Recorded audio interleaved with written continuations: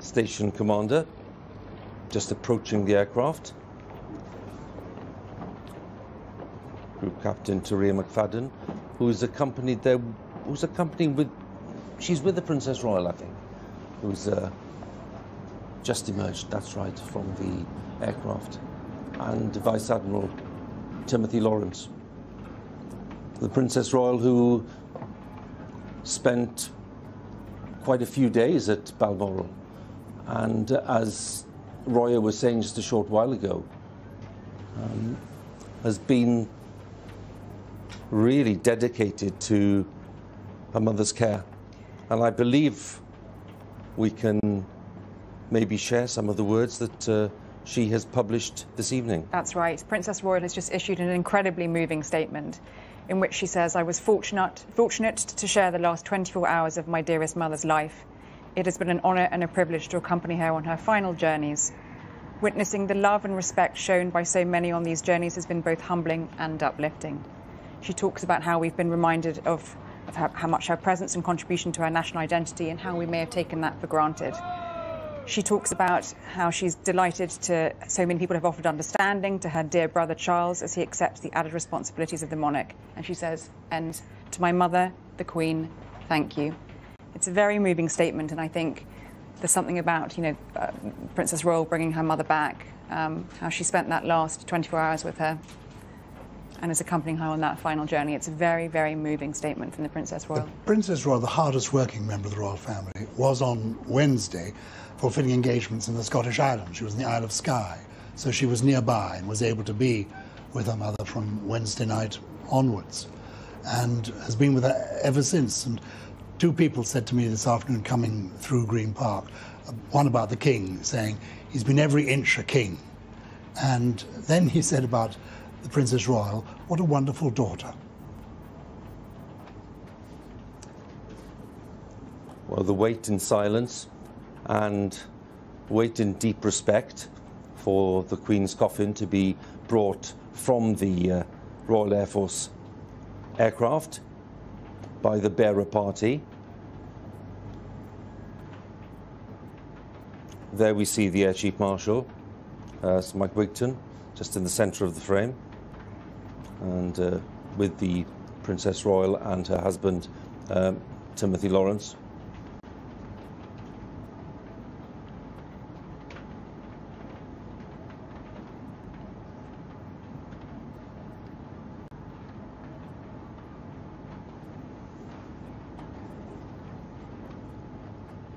The banner, the insignia, draped in black.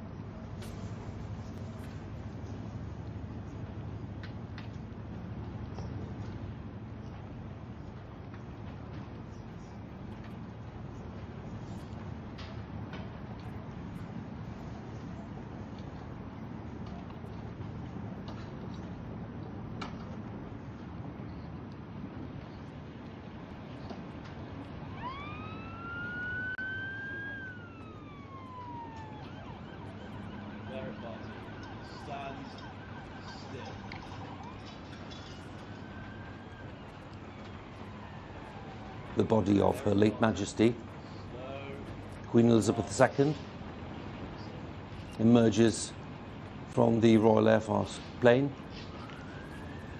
brought by the bearer party, the Queen's Colour Squadron, 63 Squadron of the Royal Air Force Regiment.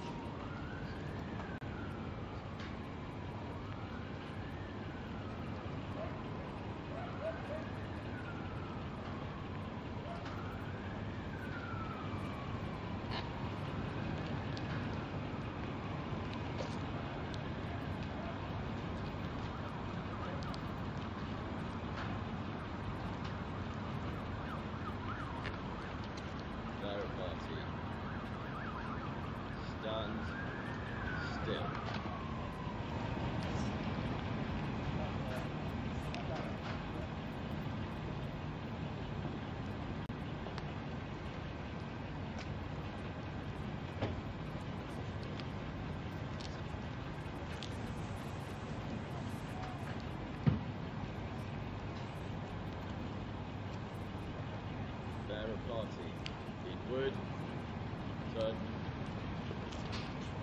prepare to lower, lower.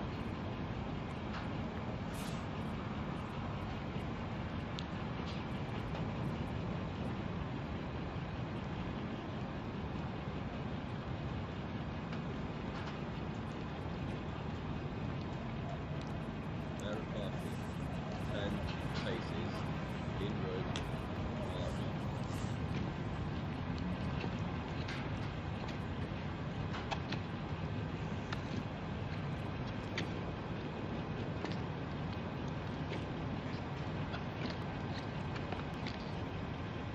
Now party, 6 paces, inwards.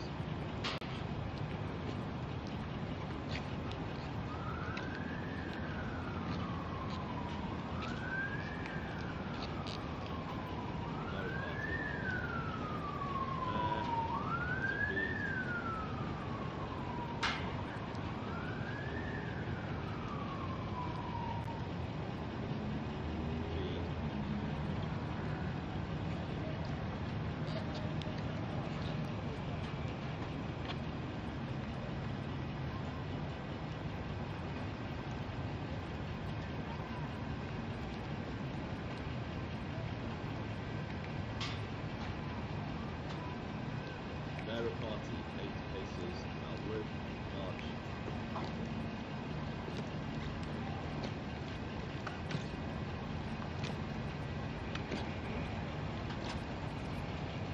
Now party, inward, turn. Wide the left, quick, march.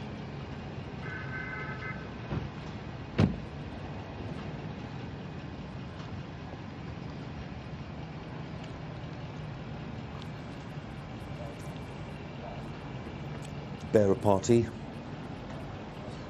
done its work crisply and perfectly, and the state hearse will soon be setting off for central London.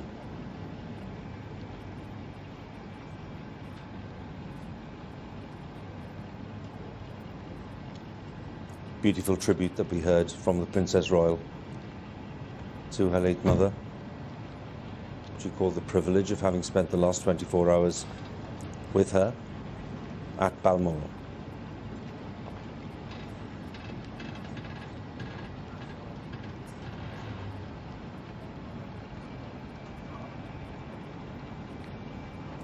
The journey is underway.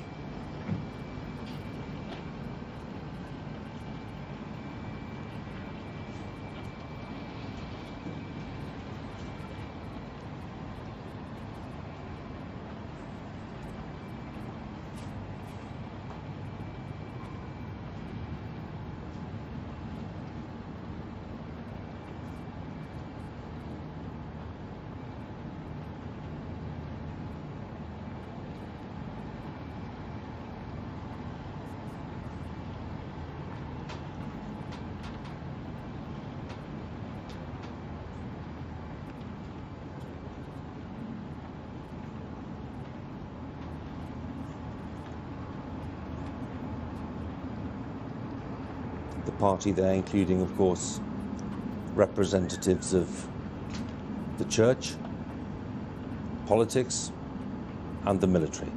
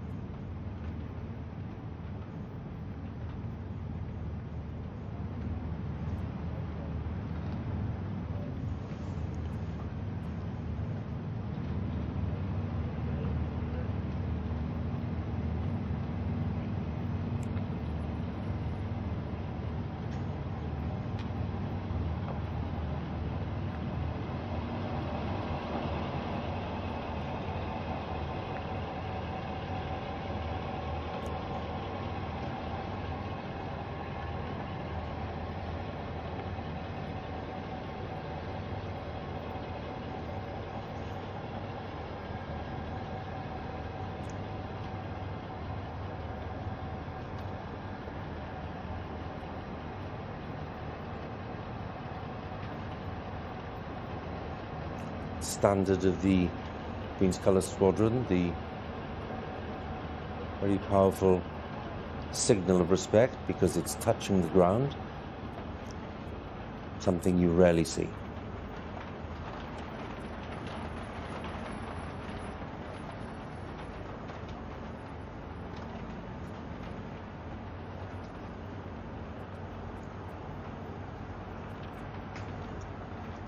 The journey begins towards Buckingham Palace. It should take possibly around 40-45 minutes, but clearly it's a very slow and solemn journey. The police outriders and the Metropolitan Police clearing the way. The rain is falling. The headlamps are on already. And they leave the Royal Air Force Base at Northolt on that western approach to central London. And the Princess Royal will be joining her brother, the King, back at Buckingham Palace. And my colleague, Sonali Shah, has been witnessing the events there. Hugh, as the roar of the engines shut down, the sound of the silence here was palpable. Yes, there was a small ceremony, but there was no band. It almost felt like a gentle return to London for Her Majesty. Everyone here, you could see a sense of heaviness on their faces, yes, but also there was pride that they were able to receive Her Majesty. And that's because during her time as Queen, Her Majesty visited this base on many occasions. Indeed, the Duke of Edinburgh was an honorary Air Commodore and attended many dinners here. That relationship between the military and the royal family is well known. It's here where you really feel that the strength of that relationship. Speaking to people here all afternoon, people have been telling me that they wanted to be here so they could give Her Majesty the send-off that they felt she deserved. And as the royal hearse left the airfield, I think there was a sense of calm, almost peace, that everything had gone to plan, everyone had done a good job, and they had given Her Majesty the send-off that they wanted as she departed the airfield for one final time. Sonali, thank you very much. Sonali Shah there for us at RAF Northolt. Well, we are expecting, of course, the cavalcade to arrive here at about maybe 8 o'clock, maybe 8:05. But we'll just follow the progress that it makes, that it'll be slow, steady, respectful progress, as you'd clearly want and as you clearly expect. To look ahead to tomorrow, when we will also have another solemn event, which will involve quite a lot of ceremony, but ceremony in the sense of showing respect, showing admiration, and conveying all of the grief that people have been feeling in recent days, and giving people an opportunity to file past the coffin itself in Westminster Hall, where it'll be lying in state. Let's take a little look at the location, because this will give you a better sense of what will be going on.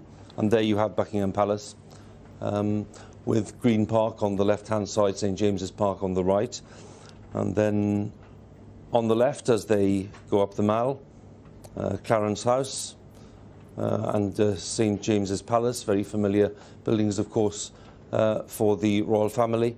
And then turning left towards Horse Guards and across the parade, which is the scene of many happy birthday parades, along Whitehall, past the Cenotaph, where the Queen has so diligently and with such feeling pay tribute to those lost in conflicts over many years.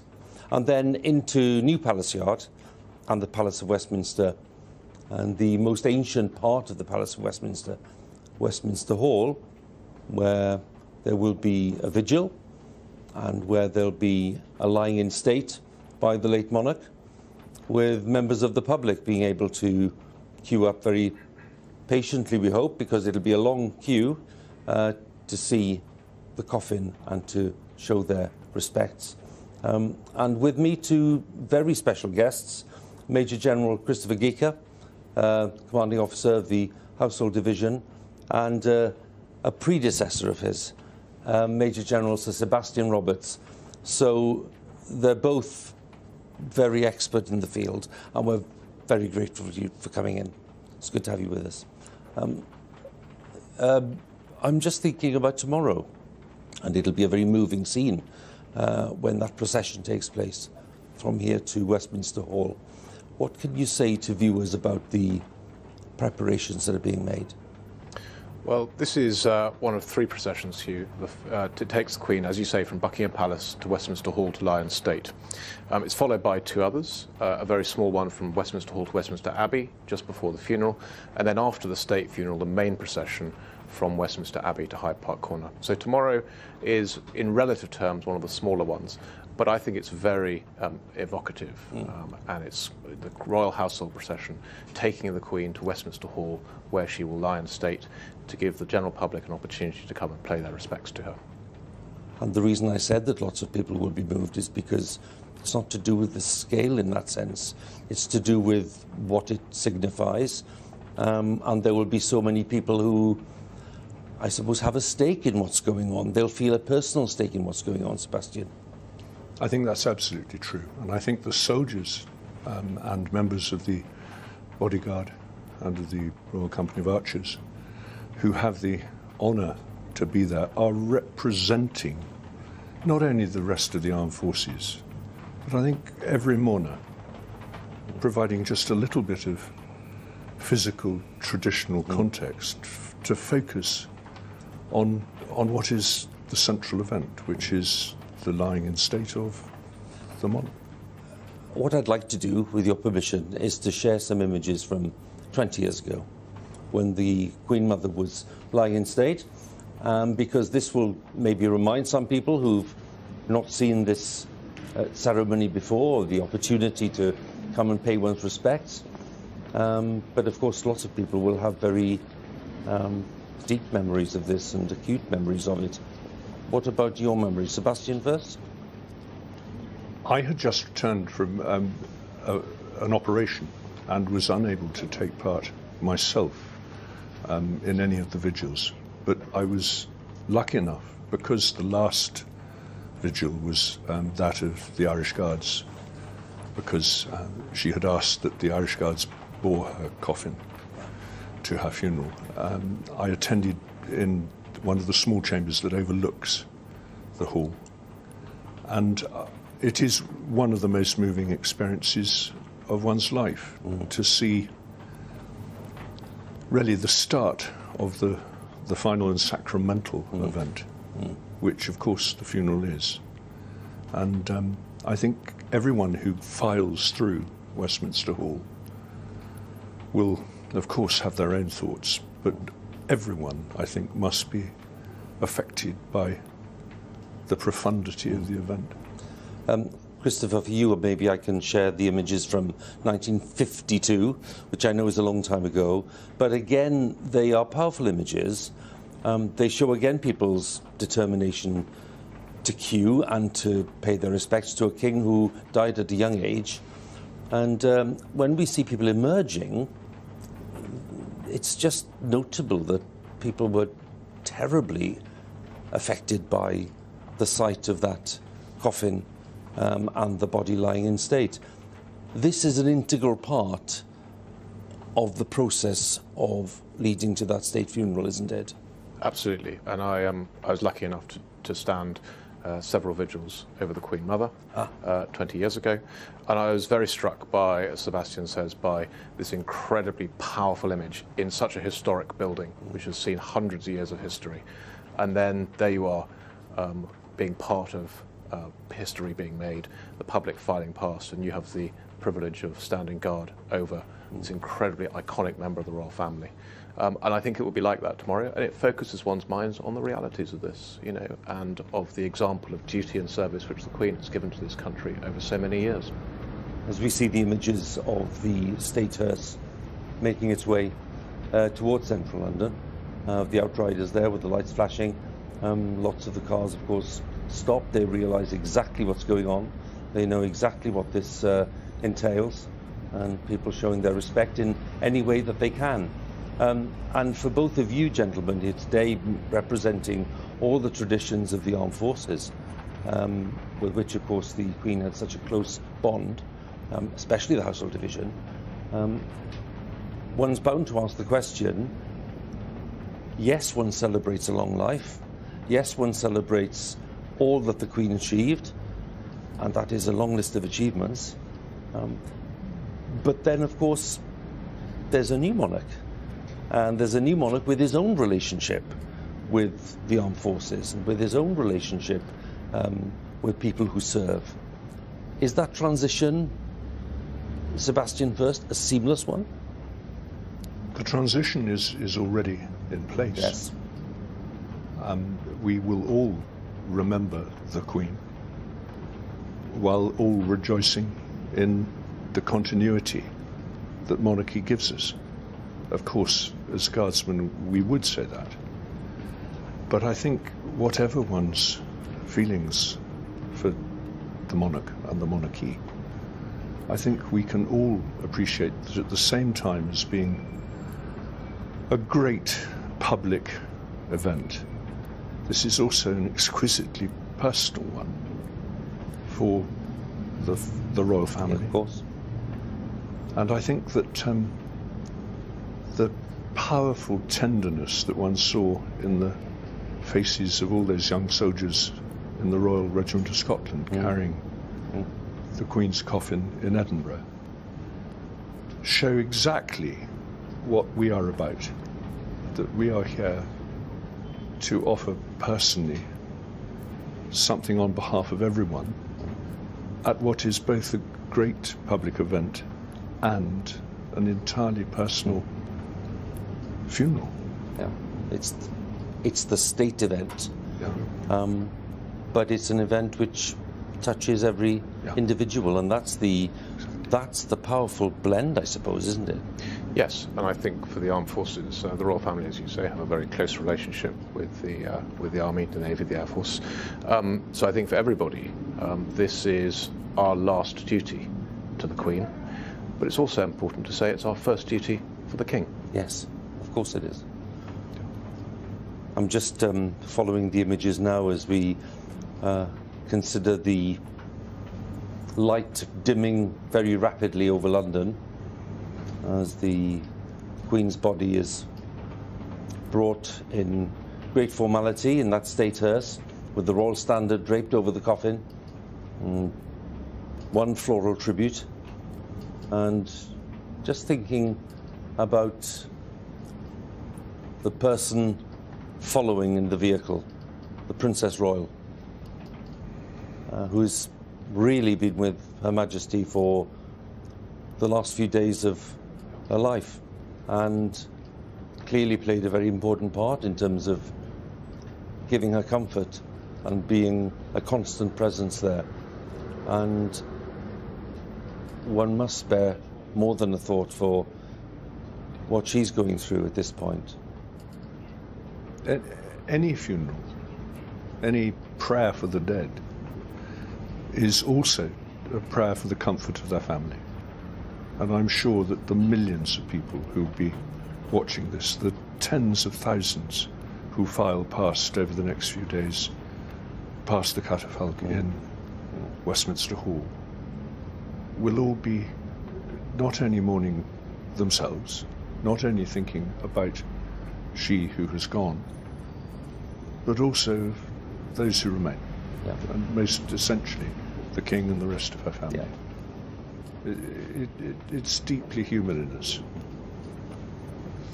Yes, I think that's true, and I think that the sense of duty and continuity that the entire royal family have shown over the last few years, but in particular now, has earned them the respect, certainly of the armed forces and more broadly the nation. And of course they're a family who are grieving. Yes. And I think having to fulfil that double function of very public face of the nation, but also a family grieving, is tremendously difficult. But I think people realise that. And it's a very powerful scene. Major General Christopher Geeker, we know that you have a lot of responsibility on your shoulders, and we hope it goes well for you. Thank you. Thank you for being with us. And Major General Sir Sebastian Roberts, always a pleasure to see you. Thank you very much for sharing your views with us as well. So the cortège is making its way towards Buckingham Palace.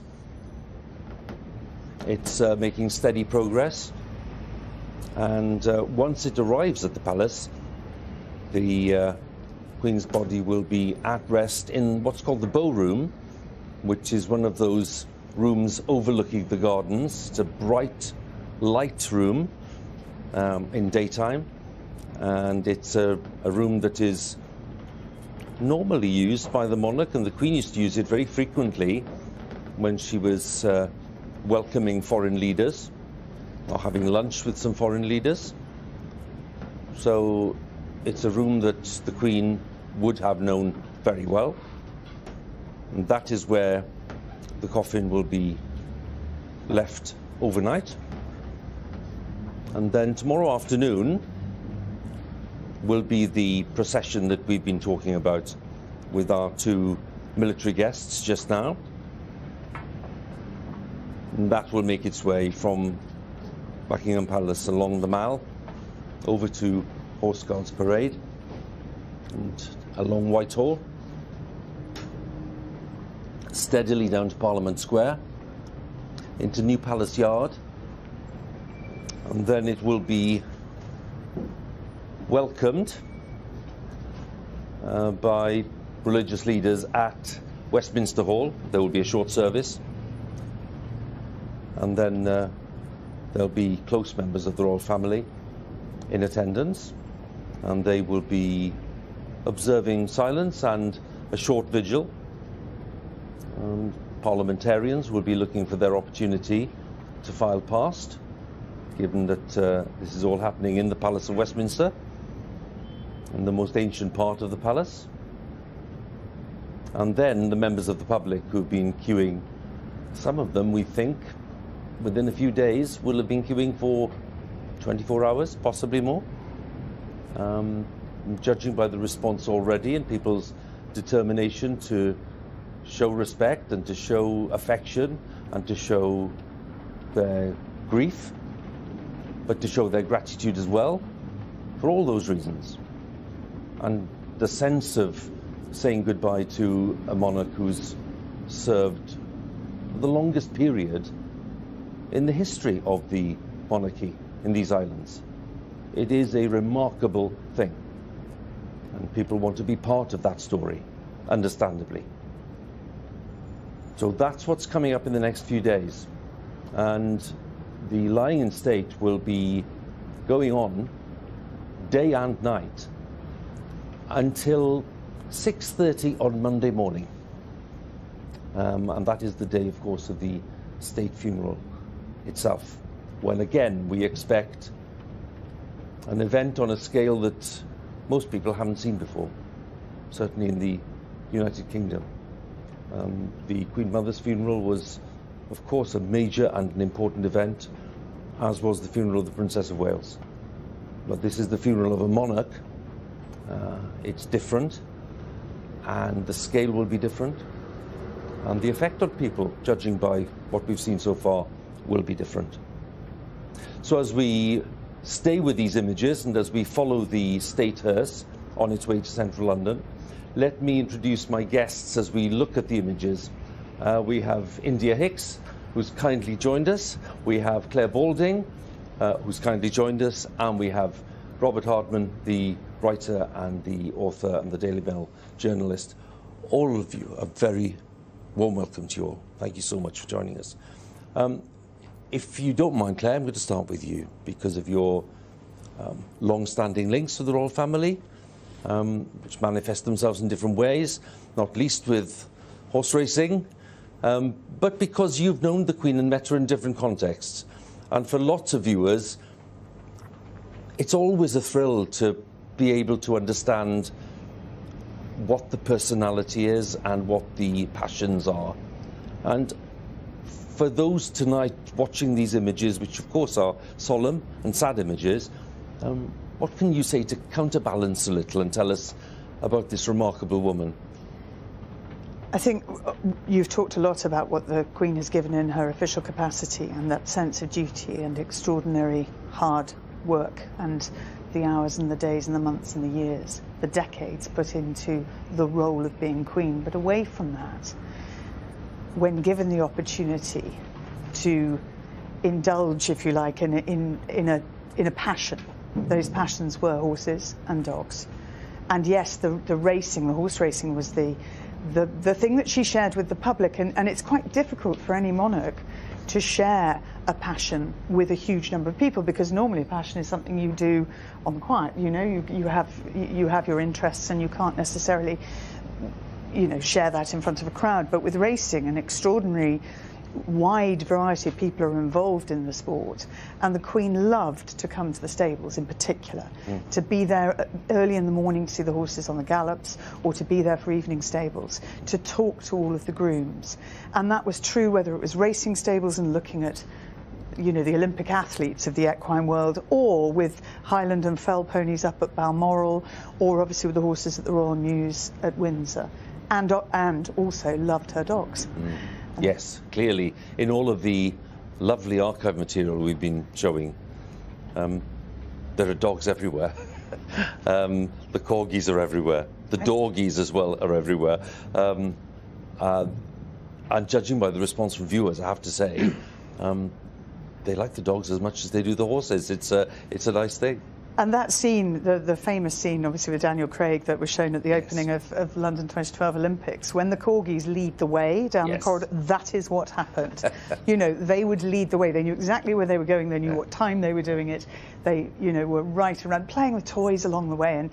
And to see the Queen laughing and smiling because there was a shared experience, that everybody was looking at something else, not at her, and she was part of the crowd. And I think that's why racing for her was such a wonderful thing to be able to enjoy.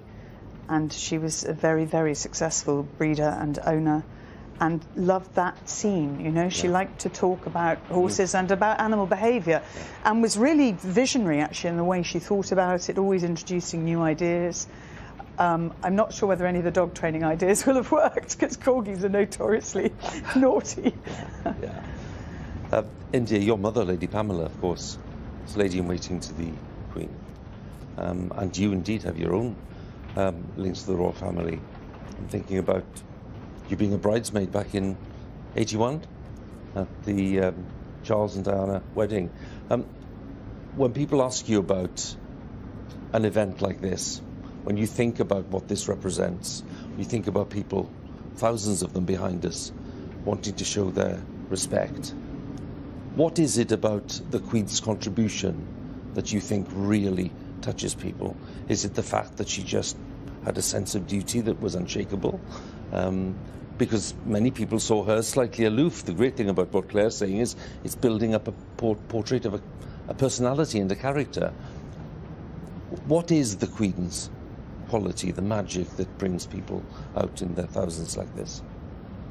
I think that she was so exceptional in the way she came to the job, so young. She made a promise that she kept. She never put a foot wrong. She was wise in so many ways, breeding, normal everyday life. She just set an example that none of us have seen, or probably will see again, because she had so much time to finesse the role. But she just was able to bridge being a monarch, being a mother, being a grandmother with ease. And I think her faith was an incredible part of what made her so exceptional as well, and very open with that and very accepting.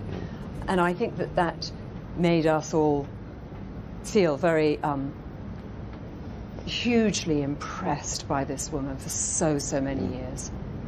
Robert, we were looking yesterday at that wonderful service of thanksgiving and reflection in Edinburgh. And of course, now we're seeing these images of the Queen's body being brought back from Scotland to London. When we talk about qualities, you've written a lot about the late Queen.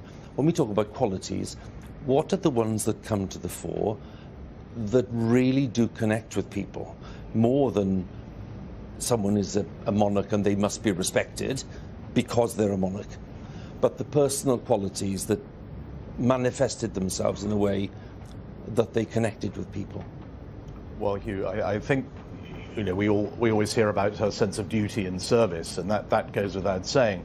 But I think Claire touched on it there, that the way that we all feel we can relate to her in some way. I think, you know, the Prince of Wales touched on that just behind us here at Buckingham Palace at the time of the Platinum Jubilee, when he said that the story of her life is the story of all our lives. Everything about her life, it sort of punctuates all our lives. We remember where we were at the Silver Jubilee or at the Royal Wedding in 1981 or the Golden Jubilee or whatever.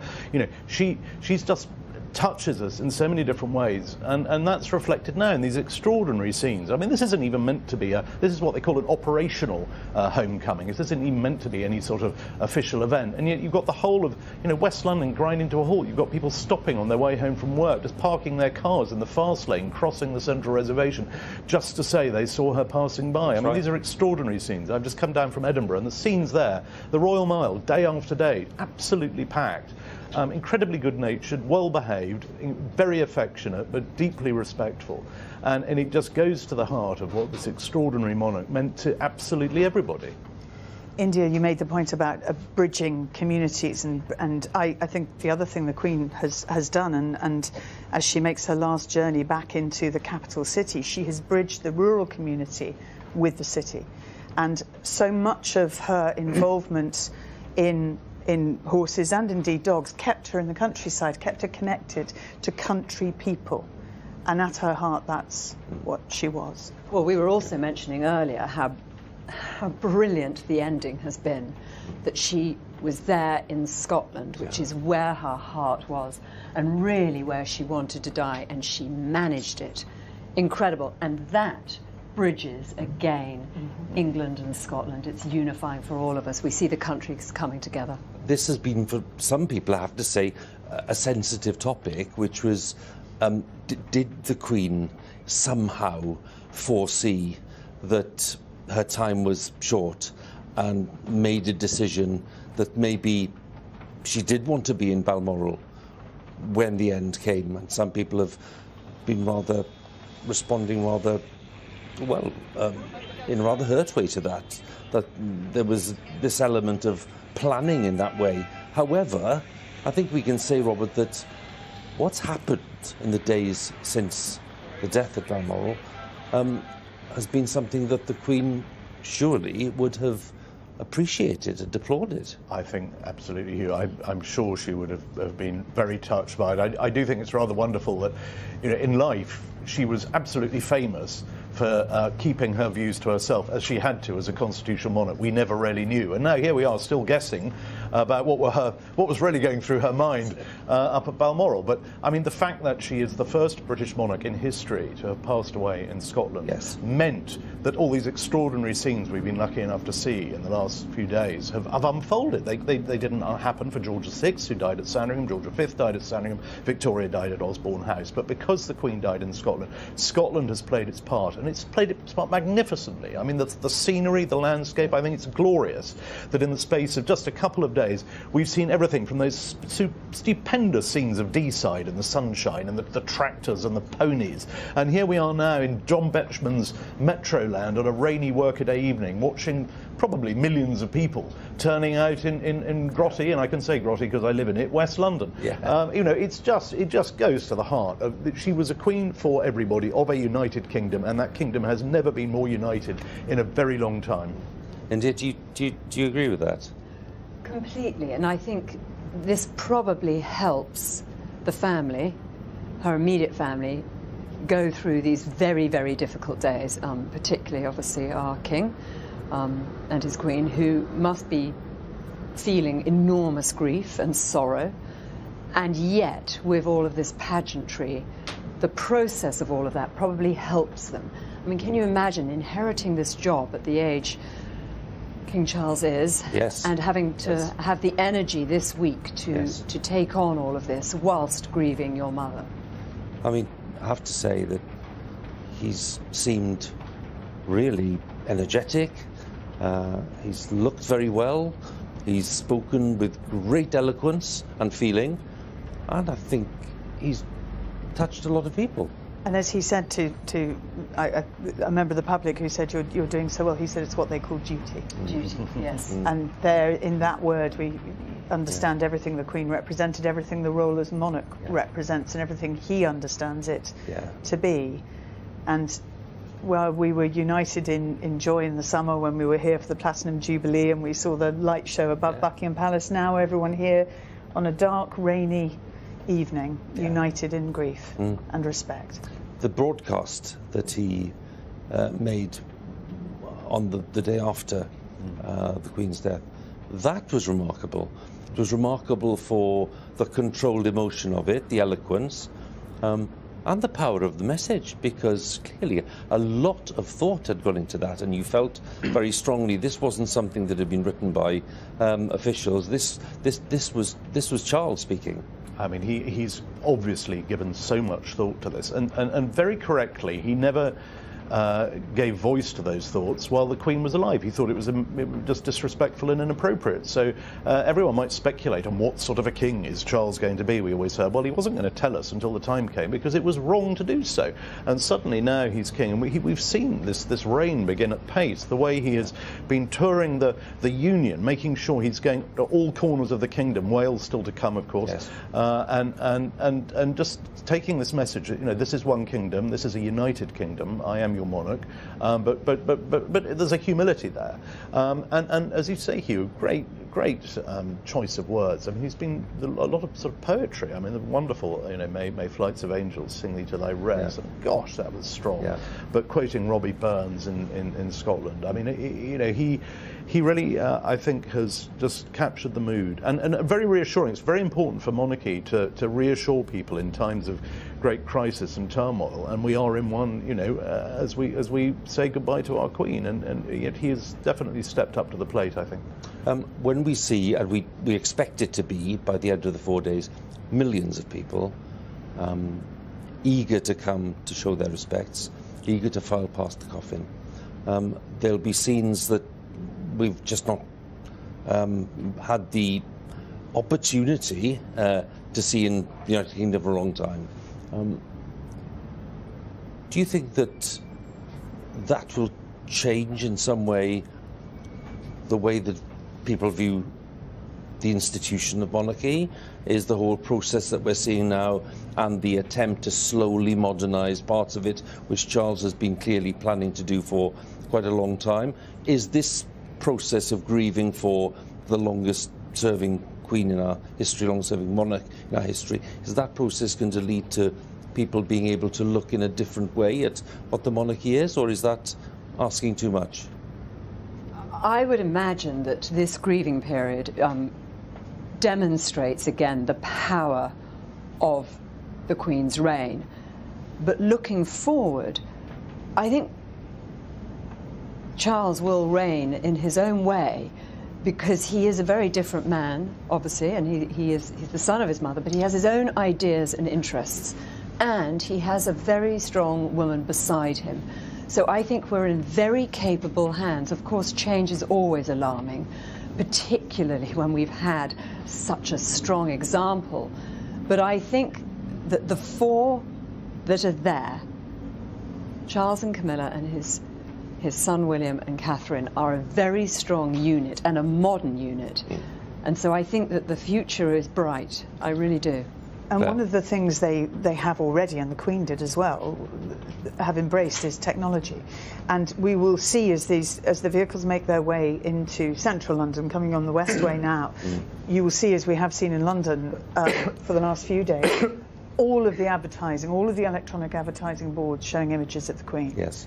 And that again amplifies the message. Technology can do that in a way that wasn't possible 70 years ago. And that's one of the huge adaptations. And even COVID obviously then necessitated the use of Zoom. It is something that, or any other device, yes. you were able to connect with. For example, if you wanted to talk to school children, you could suddenly talk to 1 million school children rather than 20. And that is something I think King Charles will be very keen to make the most of.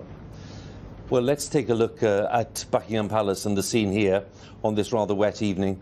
But you can just about make out the crowds who are around the Queen Victoria Memorial there, which dominates the circle in front of the palace itself. The palace is lit, and of course we now know that the King is in residence in Buckingham Palace.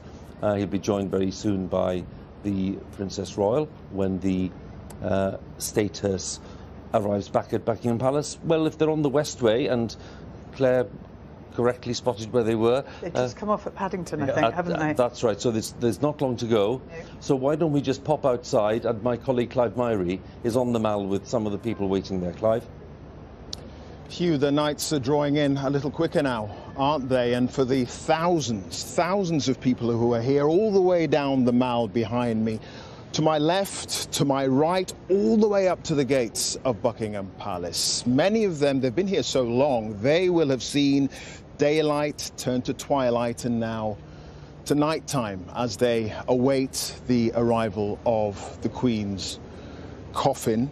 I have to say that despite the fact that there are so many people here, it is really quiet. There is a hush. People are huddled together underneath their umbrellas, trying to keep the chill off. But there is a hush, there's a stillness, there's a solemnity here as the Queen makes her final journey to her old home. And I just wonder, given all the pageantry that we've seen over the last few days, the ceremonial I's that have been dotted and the T's that have been crossed, if this will be a moment for these people where it actually hits home that the Queen is no longer with them. The thousands of flowers that have been left here over the last few days, they've been moved to nearby Green Park, and every one of those bouquets represents an individual, a person, a family paying their own respects to the departed monarch. And it has to be said, and we need to remember this, tonight is the last night that the Queen's closest, her family, will have her to herself, to themselves, because tomorrow she will be back with the people.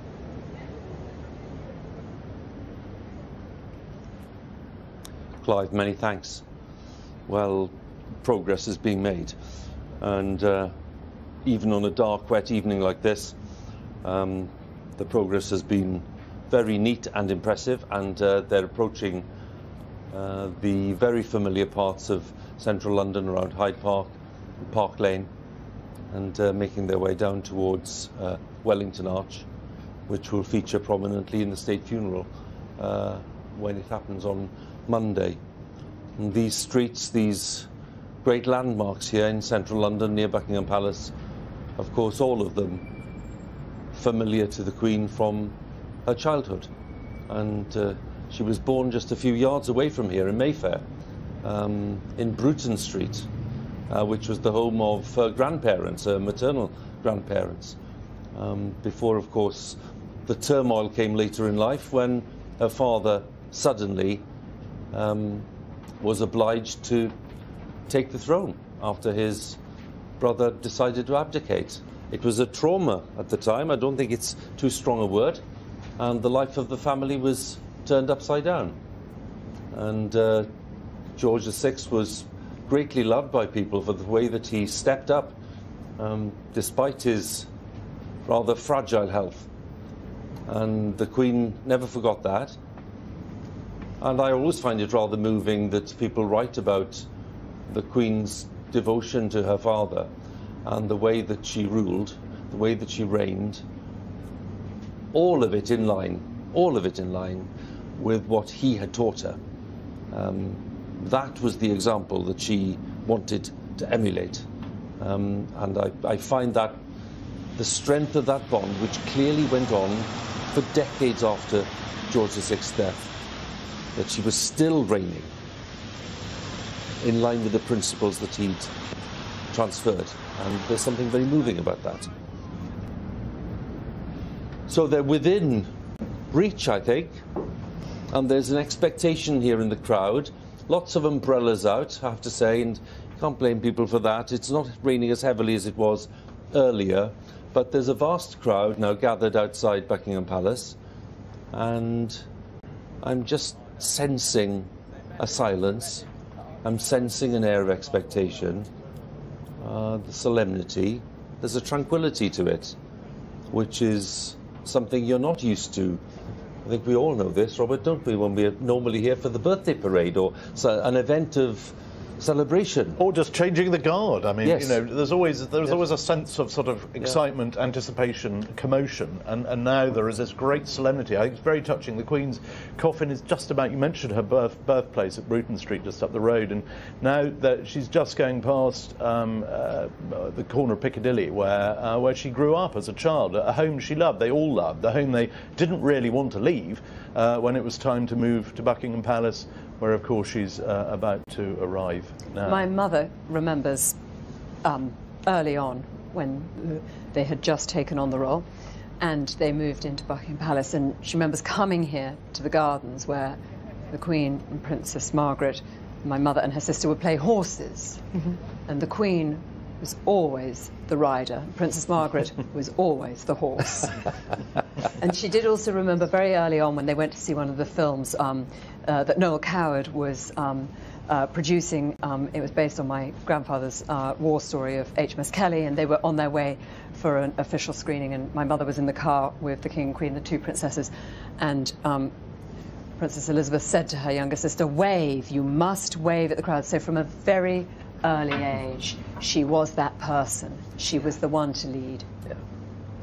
Well, that leadership manifested itself very clearly over a very long reign. Leadership often given in a very subtle way, in a very understated way. But one got the impression time and again that when a decision was made, that decision was very clear and was conveyed in a very firm way. It had been thought through, it was measured, but it was delivered and taken in a sometimes forceful way, but always a determined way. Here we have the flashing lights and the outriders approaching, I think, quite close to Marble Arch, unless they're now drawing down towards Wellington Arch. The crowd's building up, so getting closer and closer to Buckingham Palace itself. It's remarkable, isn't it, the great variety of the British weather. We had the rainbows on Thursday. We had the sunshine in Edinburgh this morning and yesterday. And in the rain, those lights just sparkling because of the weather, and even more brightly one can see that, specially designed. And again, the visibility, even in death, we can see the Royal Standard, we can see the Queen, we can see the coffin. She would always make a point, as even driving at night, when she must have been terribly tired after some state occasion, she would always make sure the light was on in the car, not because she was a show-off at all, it's because she knew people had come out, they expected to see her. Visibility, I have to be seen to be believed. It's the ancient tradition of monarchy, which is that you have to be seen. And therefore, the bright colours worn at Royal Ascot, for example, or at any Trooping the Colour at any official event. It's extraordinary to think how much the world has changed in all terms. You were talking about technology. Again, I keep referencing my mother because she really is the one who was there so close to the Queen, especially when that moment she actually became Queen. And they needed to make their way back to England, and the world's press had already descended on Nairobi Airport by the time the then Princess Elizabeth arrived. And the world's press put their cameras on the floor, on the ground, as a sign of respect for the Queen in mourning, and no one took a photograph of her.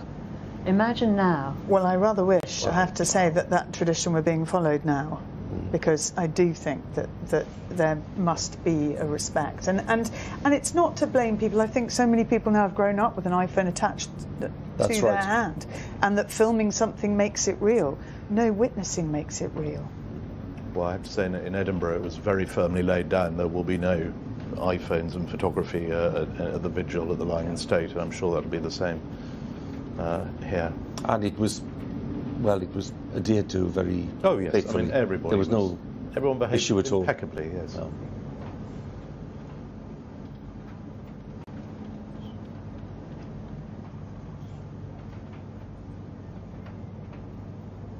Just coming down Park Lane, coming up to Hyde Park Corner, I think. So we can see a big police presence there as we come to the southern end of Park Lane, and very soon they'll be turning over to the left and then on the approach to Constitution Hill, the way down to the palace itself. Journey the Queen made probably thousands of times in her long life.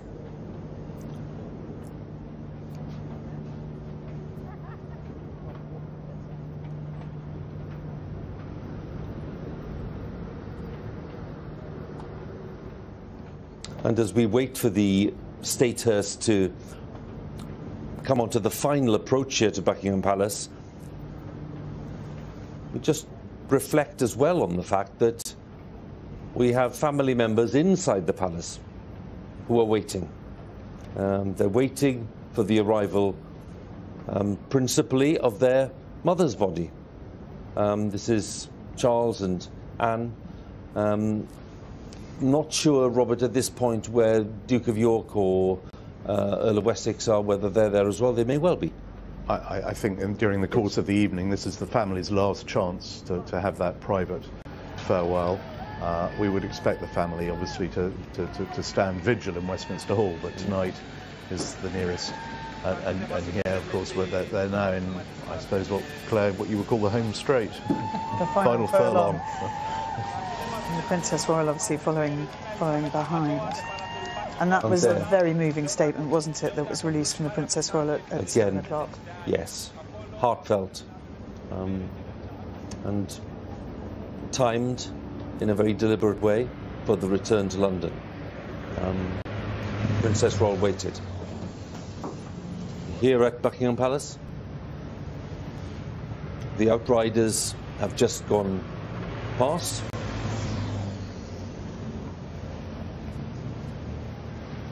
And there's silence here as the state hearse approaches.